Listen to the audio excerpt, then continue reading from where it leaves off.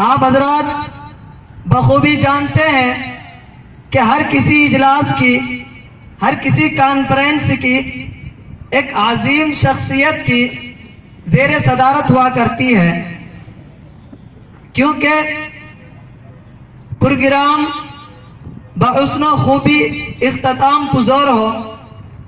इसलिए इस अजीम शान इजलास की, इस अजीम शान जलसा के सदारत के लिए मैं हाफिज सादिक हुसैन साहब दामत बरकातहुम का इंतखाब करते हैं। मेरी उम्मीद है कि मेरी इस तहरीक की तायद की जाएगी।